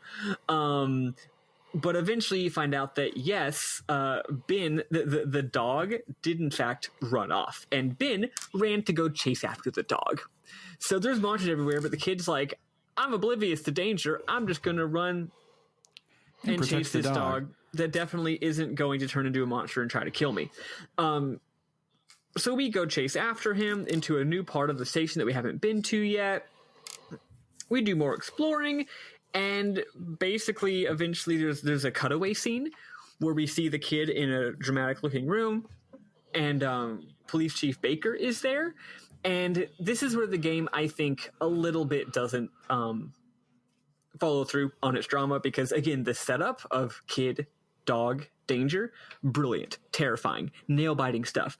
But when they finally resolve it, it's not that dramatic. Basically, the kid is in a room, and the dog is there, and the dog starts like coughing blood, and he's like, oh no, but then Baker's there, and Baker is like, Ben, get away from the dog, it's not safe. So Ben's like, what? No, we gotta help the dog. And then Baker's like, no. So Baker grabs the kid and drags him away from the dog, and then a second later the dog transforms into a hideous Cerberus beast. I'll get to that in a second, but it transforms into a beast, so it's like the kid's already out of danger. It's like they could have done a lot more with that. So anyway, on to the scary dog, though. Basically, it does a lot of transformations, but the main thing is that its head, it turns into a Cerberus, right? But it doesn't do that by, like, growing 2 more heads. No. Its existing head splits into 3 heads. Like, it trifurcates. And in the middle of where it just literally opened up its fleshy self, in between the 3 heads, is another mouth. Is a circle mouth, a circle teeth mouth, which is everyone's that's least like just favorite scary, mouth. like the least favorite kind of mouth. Yes. So you got 3 heads, all with mouths, and then the circle parasite mouth in the middle of where the 3 necks are conjoined together. It rules. Also, it's enormous, which is both cool and a problem, as we'll see in a second. So a second later, Aya shows up. Once again, Baker's on the other end of the room protecting the kid. He's shooting it, and he's like, oh no, I ran out of bullets. And it's slowly, very slowly walking towards Baker, obviously waiting for us to show up and save him. So we show up and save him. There's a boss battle. Again, didn't find it very difficult, but it was very frustrating because it has an all attack that is literally unavoidable. And then other attacks that aren't unavoidable, but like pretty tough. And it does the like Chrono Trigger thing where one of the heads heals the others, but its animation wasn't good enough to tell me which head did it. So I was just trying to rotate which head I was shooting and shoot them hard and fast enough until the healing when that stopped. happened to me, I saw the amount that it healed them and was like, the amount that it healed them wasn't too much compared to the damage I'm doing. I'm just going to keep shooting the one I'm already shooting. I've tried doing that, and it was the wrong thing to do for me. Also, I'm pretty sure as you kill heads, the attacks get stronger because, like, at one point I had killed 2 of the 3 heads, and then it would like shoot a laser at me, and I wouldn't dodge it, and it'd do like 90 damage, which is like half my health, and I would die. Damn. I don't think I ever got hit by that laser, so I'm not sure. The other attacks, I'm not sure. It's kind of a dumb fight, but whatever. It's also a pretty good time. You have a cool new gun in this area, by the way. The gun is a machine gun, and it shoots a whole bunch of bullets per round. But the weird thing is you don't get to aim. You don't get to pick who you attack. So when you attack, it just shoots a number of shots at random enemies, which you might realize is great when you're fighting, say, a boss that is only one enemy, because then it doesn't matter that it's random because you just shoot the enemy. But if you're fighting multiple enemies, it's like, well, no, I want to strategize and just shoot one of them. Anyway, that gun came... I actually switched to that gun partway through this battle, and it was a good decision. Also, it's got pretty short range, but it's cool. Also, this game has a system where you can... Basically, it's like crafting, but it's very limited crafting, and I actually like how it works. Basically, you can completely disassemble one weapon and then take one useful ability or stat from that weapon and put it onto a different weapon, which is really simple, and I think it's cool. So like, yeah, you might get a weapon that actually seems like it has worse stats than your current gun, but weirdly enough, it actually has a better bonus stat. Every gun has like a base attack, firing rate, and ammo, but then it has like a bonus applied to it. Like it might be like 18 plus 1 or 20 plus 2 or 34 plus 0, right? So you might get a weapon where all the stats are lower, but its bonus array is like plus 2 plus 3 plus 2. So you can take that bonus array and put it onto your better weapon, right? You can only take the entire bonus array. You can't take just the better number. So if 2 of the numbers are better and 1 of them's worse, you got to make that decision. Anyway, it's actually pretty neat. So you can do things like, oh yeah, this game does have leveling up. When you level up, your stats automatically go up, and you also get bonus points, and the bonus points can be allocated however you feel like it. You can increase your health, you can increase your inventory space, which rules, or you can make your weapons better, which is weird. Like, why am I going to spend level up juice on making a weapon better? What if I stop using that weapon? Right? Like, come on, that's dumb. Though I can see how it's useful in a pinch. This game is not about min-maxing long-term. It's about doing what you need to do to get through that part, which is cool. And I like it. Anyway, we beat it, and we saved the day, and isn't that just it? Pretty much. I think there's a short scene where Ben and Daniel see each other and are like, "You're okay," and then I think it just ends. Yeah, I remember it being a little sudden. It was like, what? Yeah. It's day 4 now? All we did, like the amount of stuff we did, not even like as players, but like in game diegetically, didn't take nearly as long, right? We just were, well, maybe Bulma woke up late. Maybe she slept a long time because she was injured from her previous days fighting. But yeah, like we just scavenged for supplies, briefly yelled at a scientist guy, and then had this short dungeon, but whatever. So that's day 3. We're going to see what happens next. Next, like I said, there's day 4, 5, 6. We're going to finish the game for next week. And hell yeah, let's play some... What music should we play here? How about the boss battle music? Cool. Boss battle music's good.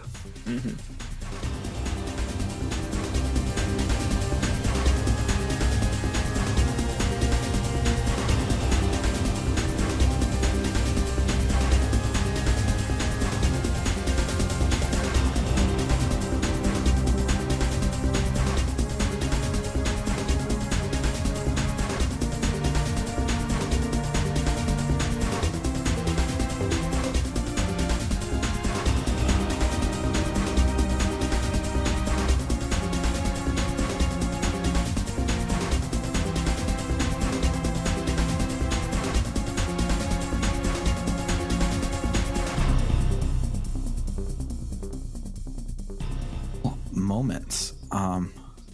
Yeah. Okay. So I have sort of a lot. One thing that sort of stood out to me is that characters have words in all caps in their dialogue to show stress on words, but sometimes the stress is weird. It is weird sometimes. Like, I believe early on when Eve is saying bullshit, I is like, I don't understand you. Yeah. I remember that. Also, just, you know how video games just sort of are all rated G? People take the Lord's name in vain in this game, and I enjoy that. It's cool. It's really cool to have people say, that's cool for 2 reasons. One, it's cool to have people cuss in a game, especially a Japanese role-playing game, but also it's cool because this takes place in the real world. So they say Jesus. They're not saying, which of course you wouldn't want them saying that in a fantasy game. They're not saying that would be weird. They're not saying like by the goddess. So it's cool. I really love that too. Yeah. Let's see. All the environments on this game are great. I'll let Maddy cover that more. I'm sure she has more to say about that than I do. So I like how this game sort of cuts around needless stuff. Like the first time you go to the museum, they do this great like scene setting where you talk to the security guard. He lets you in, you sign in, you go up to the lab. It's all very good, very moody. But then when you return, I don't remember exactly what parts are cut out, but basically you show up you click on the museum and then you're in the lab. Yeah. And I feel like a lot of games, especially games from this era, would have had you walk through all that again, even though you don't need to this time. You've already had the scene set. Yeah. And also, that first time when they set the scene is really important because if you understand how these fucking video games work, that place is probably going to have monsters in it later, and it's going to be a dungeon. So again, we're doing that really cool foreshadow and then later dual purposing the level geometry, which is so cool. And also a great use of, again, limited budget capacity. Yeah. So one thing I found funny was, so Aya's busting up Carnegie Hall and she bursts into a dressing room and there's a guy in a jester outfit and he's like, "Oh, fuck. Everything I have is on the table. You can take it." And she's like, No, I'm a cop. You're not in danger. You're never in danger when there's a cop." And he runs off to get out of there. And she exits and then, you hear a scream. And then she exits, and there's a burned body on the screen that wasn't there before, and you can go over and investigate it. And she says, I don't know if I have this exact because I didn't write it down at the time, but she's like, "This is that clown from earlier." Yep. It sounds like she's just dunking on him. I found that really disrespectful. Yep. Every time a character says something like that, I always imagine Snake in MGS1 saying, "You're that ninja." She's like, "You're that clown. You're that clown." Yeah. That clown went and got himself Holy burnt shit, up. Sam shared some art from the game's art book, and it's hot. It's a lot. Like, okay, so they're embracing lesbianly, but Eve is literally biting Aya's ear, which is like, that is way hornier. Like usually you're expecting, like subdued passions, not like literal fucking right in front of you. That's holy shit. That's an official art piece. Holy moly. Whew, getting the vapors over here. So also, just a couple fun facts about the game that I don't think we've said yet. This was Squaresoft's first M-rated game. Nice. And this game has never been released in Europe, unfortunately. That's a shame. Oh. Not even on PSN, apparently. I gotta say, the game is rated M, I believe, because as the plot, mostly because of all the gross body horror stuff and the blood, but also because as the plot develops, it ends up having a lot more stuff about like just semen and just like body shit, and that's actually why I got rated M. And I'm like, you know what? If you're gonna be rated M anyway, then why not have them do more cursing? Like, come on. Like, say fuck words. Like you're trying to do the 80s action movie thing. I mean, one of those famous lines from Die Hard is "Yippee-ki-yay, motherfucker," right? Or like those cop movies. Like, come on. Like, they should be cussing a lot more if it's rated M. If it was rated T, I'd forgive it, right? But like, come on. But they do say Jesus. Yep. One memorable moment I actually don't have a whole lot. I thought I had more, but most of my screenshots are just graphics, which are beautiful. I will say I emulated this game. I already owned the game on PSN, but I don't have a current way to play the game that I own on PSN. So I emulated it. And I'm using OpenEMU with some of the built-in filters. Now, you don't get crazy control over your filters like you do with RetroArch, which is a shame, but the built-in filters are really good. And I was having a real good time with the CRT. I added like a curvature to it and all this stuff. But I also experimented with some other filters, and both of y'all look at this. I think I sent this to one of you, but look at this fucking filter I was playing with. And this is not just the default. This is, I modified a lot of its settings as well. It's uploading. Sorry. Dude. Yeah, you sent that to me. It looks so cool. No, I think it's awesome. It does. I would have kept it on for the whole game, except it does make parts of it a little unplayable. But yeah, basically it's completely black and white, and so it's the VCR setting, and it actually has, you can't see it in a static image, but it has those VCR lines that go from the top to the bottom constantly. So good. Sadly, there's not a setting to turn that down, because I thought it's a good effect, but it was a bit much. It was like too much to be realistic, but you can't turn that down. So you've got that, but then also it's got like a wibble wobble back and forth like a VCR does. But I also turned up the film grain, so it's grainy. Oh, and I changed the contrast so the whites are all blown out. So it just looks like you're watching a really old VHS on a really old black and white TV, and it looks like shit, and it looks super cool. Also, that first screenshot I shared, one of the best shots in the game. When we're in the lab the second time, and the scientist that we thought was probably not there shows up, there's a close-up. There's a shot where Aya is right in the middle of the screen, Daniel is to the right edge of the screen, and both of them have their guns pointed to the right at someone who's off screen, and it's incredible 4:3 composition. I love it. Which again, well, I guess that's not like old movies, but it is like old cop shows, right? Like it's very wow, I can't believe we got through this whole thing without either of us, Sam or Bernard, either of us quoting in that one episode of NYPD Blue. What's the line? You should leave now. Oh my god, my brain just exploded. We all took the same film class at college. Oh my god, that had completely left my brain. There's an editing project where you have to edit. You're given the raw footage of a scene from in this show NYPD Blue, and we have to edit it together using good rules of editing. And first of all, it's great. That's a great show. Very well written. And acted, but also, like, you know, when you watch the same cut 5 billion times, it becomes very uncanny, right?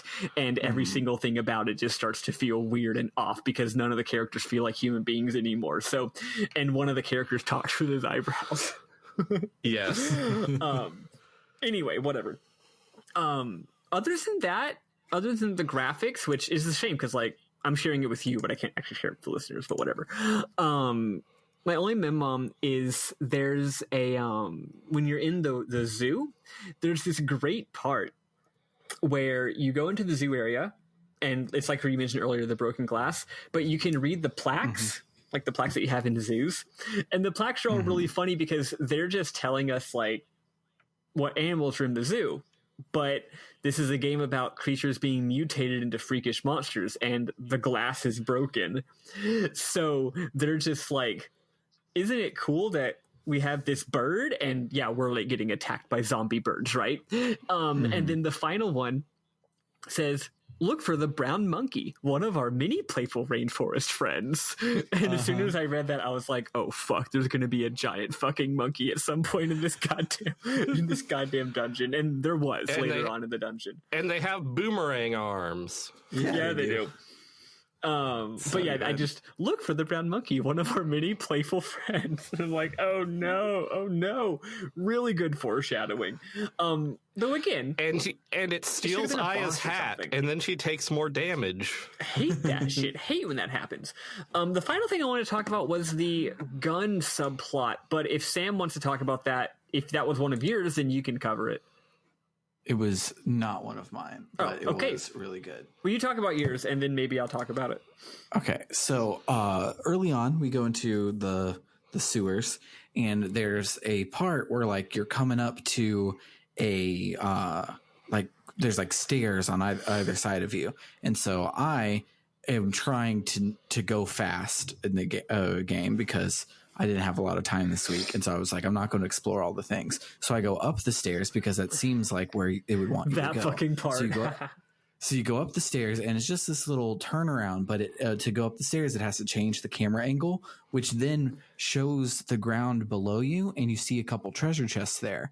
Then when you backtrack, because that's not the way to go, and you go along the water at the bottom, the camera angle doesn't change, but those chests are still there. And so it's like, if you remember where they were placed behind the weird pillars and everything, like which pillars had chests behind them, you were rewarded for that. And this game does a lot of chest hiding like that, which is really cool. There's a later part in the game as well where you can see a chest from a certain angle, but once you get to the chest, you can't see it anymore, and you just have to remember that it was there from when you saw it a second ago. Funny little thing that it does there. It's cool. Yeah. The other one I have is these 6 days were the most important to me. Whatever cutscene is just jaw-droppingly beautiful. Like, yeah, I have never played this game. The most I had interacted with this game was just watching the trailer over and over again on Demo Disc 8 for the PlayStation 1. And so I did not know that. I can't remember what. It's like a GDC talk or something where somebody was talking about how low poly is better than anything else. And one of their proofs was this gorgeous shot of New York City with like a boat going across it, and you can see its reflection and all of this stuff. And that's from this game. And it's great. And it's so good. It's the best thing on the PlayStation. And I know I said that about the Fate boss fight from Chrono Cross like 4 weeks ago, but I changed my mind. This is it for real. Okay, so like as far as 3D graphics, I would say the most beautiful game on the PlayStation. Like, it's funny, I can't think of a single game that I would say is a contender for most beautiful game on the PlayStation that isn't by Square, which is pretty impressive. There could be some. I can't. Metal Gear Solid isn't by Square. I would say that it's extremely effective. And it's impressive in its visual things. I wouldn't call it aesthetically beautiful or anything like that. That wouldn't not there. But anyway, as far as 3D graphics goes, Vagrant Story is one of the most beautiful 3-dimensional video games ever made. Somebody, I forget who, wrote a lengthy article about how it actually makes incredible use of textures. And how here's what it is. Most of the people who made the game didn't have any experience with 3D, but they were highly experienced 2D pixel artists. They were incredible at making sprites and at making tiles. So the sprite work that is the textures on the 3D models are what makes them look so amazing. And that's what puts that game above every other 3D game of the era. Anyway, so that game's on its own other level. But as far as like games that have 2D pre-rendered backgrounds, I would say FF8 is the most like technically mind-blowing in what it does with the technology and how it pushes the boundaries of like combining FMV and gameplay, and also just how it has it sort of defeats you by pure brute force. But as far as just aesthetic artistry, this might be the most beautiful game on the entire console. It's really high up there. Like every single shot, it's like they knew, hey, we're going to have a bunch of boring like public spaces. It's all going to be a lot of office buildings. This can get really boring really quick. So let's throw Tetsuya goddamn Nomura at it so that every fucking space is perfectly cluttered. There's so much like storytelling in the tiny details all over these things. Yeah. Because it's not a fucking mage tower. So it can't just be cool looking because it's cool looking. It's like, oh no, Aya lives in a goddamn like shitty apartment with no heat and has to have a fucking fire, like trash can fire to keep warm for some goddamn reason. And it's like everything is great, and I fucking love it. It's the clutter in this game is beautiful. At risk of sounding like an incredible motherfucker, the mise en scène, amazing. Yes. But it is though, is the thing. It really is. But yeah, no, the clutter especially, like the PlayStation, this PlayStation especially blew me away. It has these incredible lived in sets. It looks the same way that a movie does. When a movie, you can tell they really cared a lot about their about their set design, which goes perfectly into my next one, which is when you first get to the police station, if you go to Aya's desk to save, she has a police sketch of Melissa on her desk, because of course she would. She's the prime suspect in a big ass murder case that Aya's working. Of course she would have Melissa's police sketch on her desk. That's all. Nice. I didn't get that. There's shit like that all over the place. And when you have the press event, there's like a big chalkboard on the wall, and it's got all these like out of screen, you can barely even see it, but there's like these diagrams of like Melissa and Eve and mitochondria with these like arrows connecting each other and stuff like that, where clearly like the cops have been having like a meeting trying to figure stuff out, right? What is the weakness? What is the weakness? Yeah, just wonderful. And you know what? I would say that it's drawn, right? It's not literally set design, but no, because these are pre-rendered backgrounds and they assemble those in 3D. So this is a 3D space that someone constructed and then, took a picture of it for the sake of the game. So just like environmental artists in this game, motherfucker. Like, it's not just that it's beautiful and it's in genre, right? Like it's doing its genre tribute thing perfectly. So well. Yeah. And again, as Bernard said earlier, it's weird how the Shimomura music definitely sounds like it's composed by the same person who composed Mario RPG 2 years prior, and yet it's so different. And yet it also definitely sounds like the same thing. Like if they made a sequel to Mario RPG that was like a little scarier, this is what the music would be like. Yeah.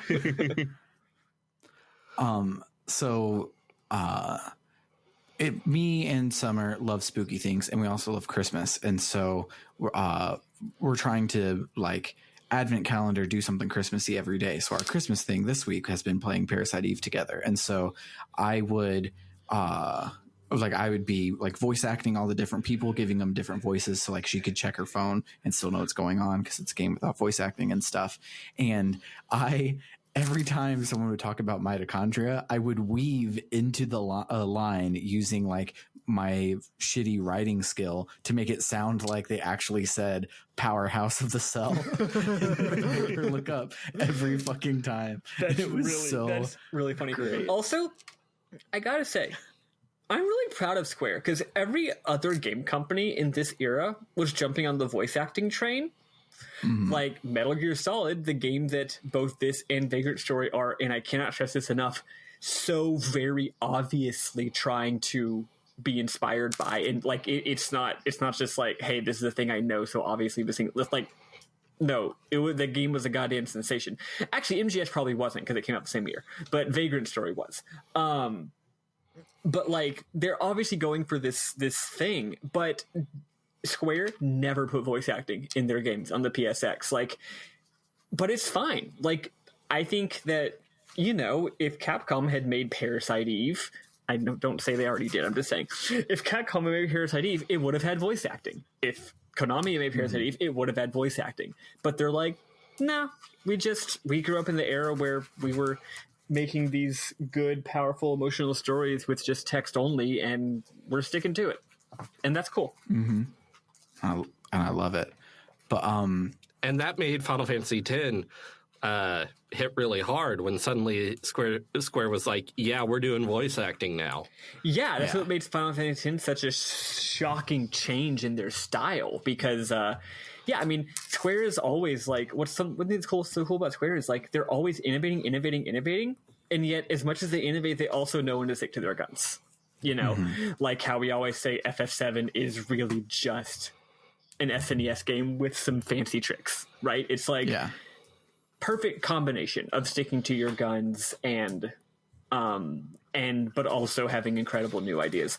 Like, for example, the fact that the PE in this game, it's just magic.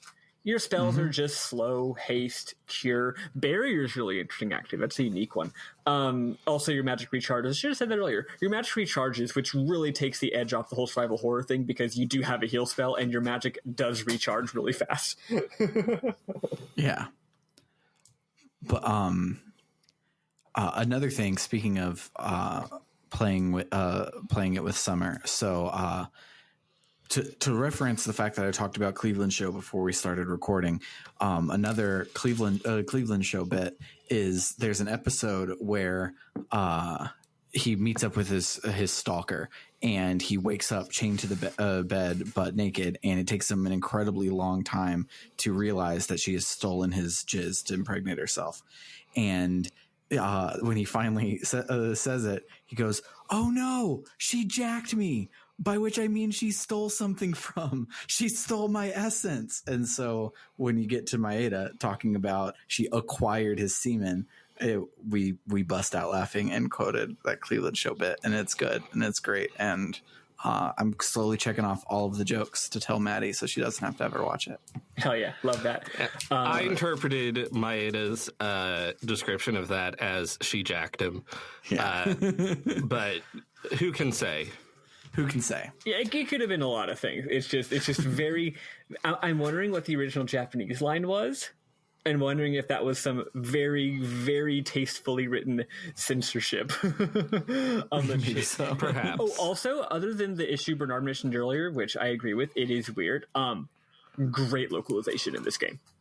Oh, it's so good. Fucking perfect. It's just I have no complaints at all except for that one minor one. I vaguely remember reading when I was looking things up about this game that this, much like Secret of Evermore, was a baby of both houses. So it was made a lot in Square of America as well as in Square over there. And so its localization team, like, they were involved a lot sooner than 2 weeks before release, like Final Fantasy VII and stuff.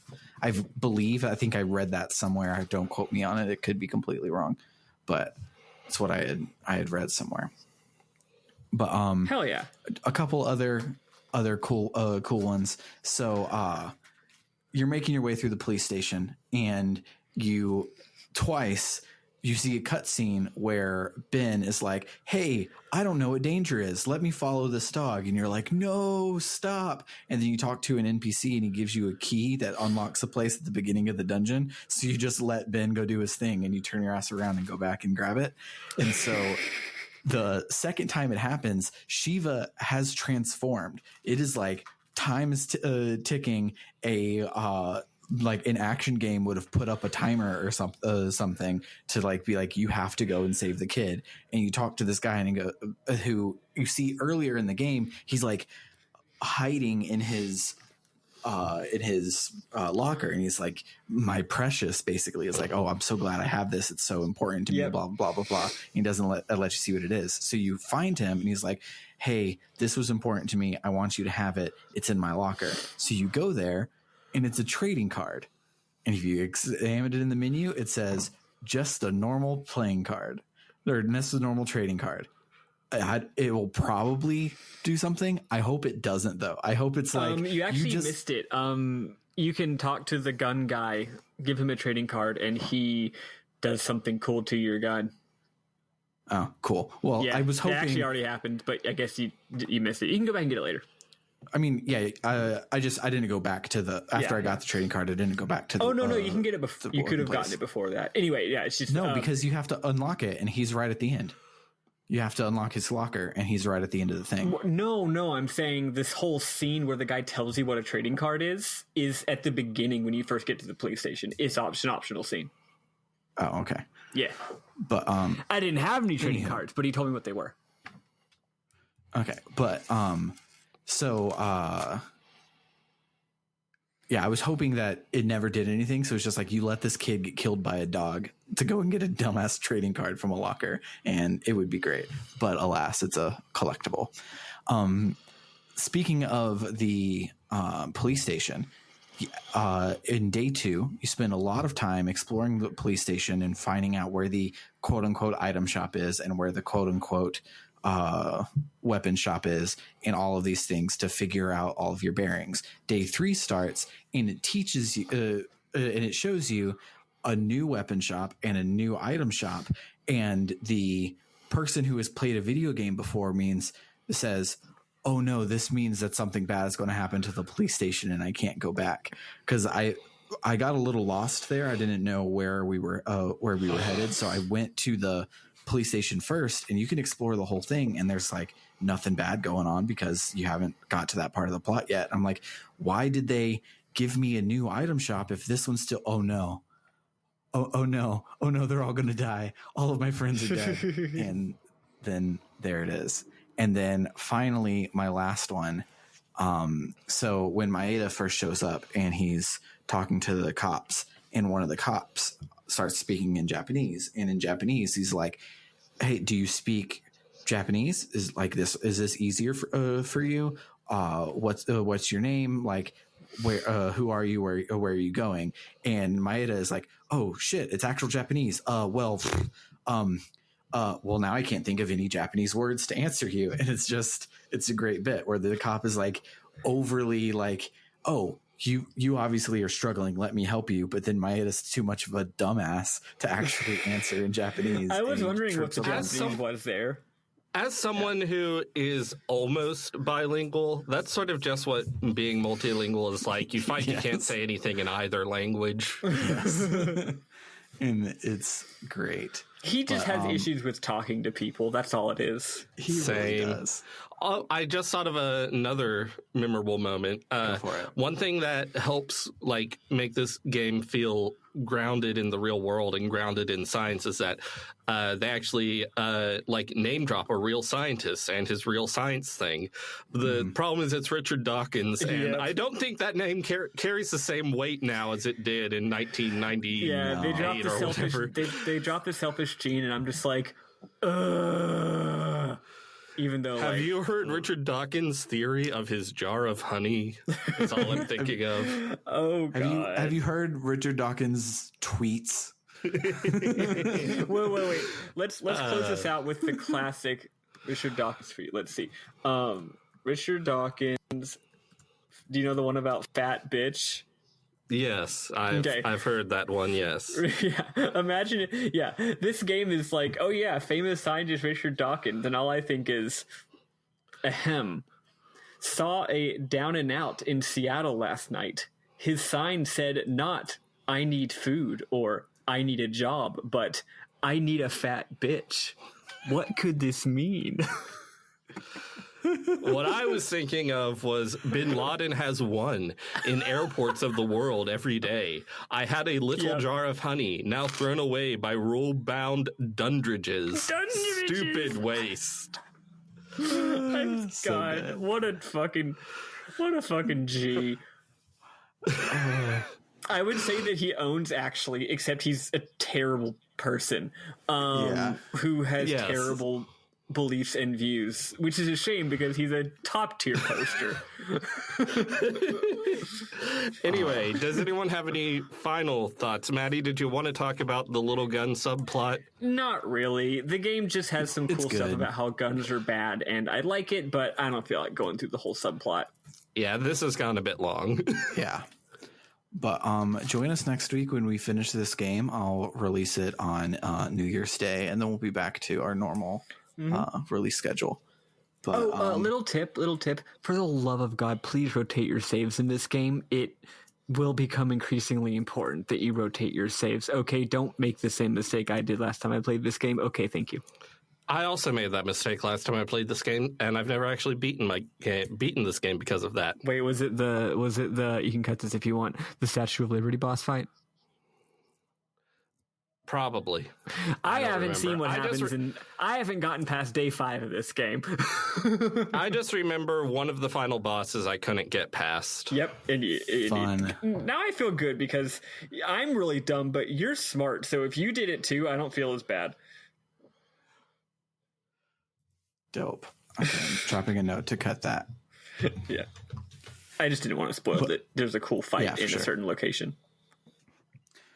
Yeah, so if you like what you hear, you can check us out on the web at www.rpgbook.club. And I have a link to all of our socials, including our Discord, which is where all of our cool friends hang out.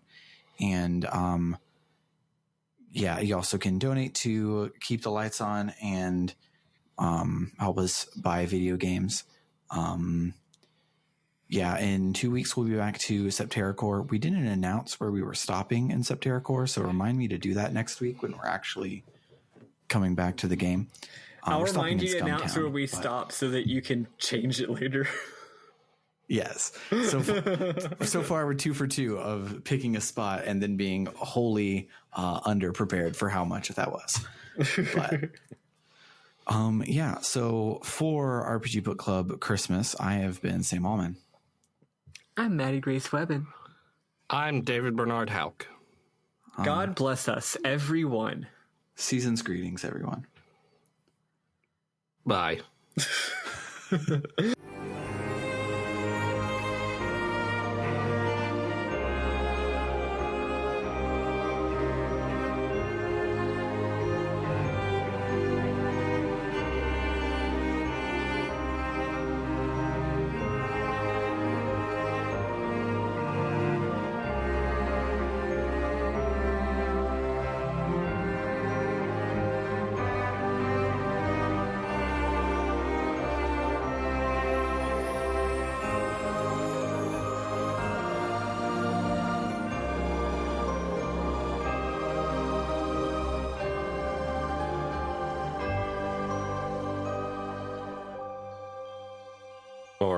She has the range, and even it feels sort of funny saying this because this game's music kind of actually sounds like a Mario RPG, except spooky.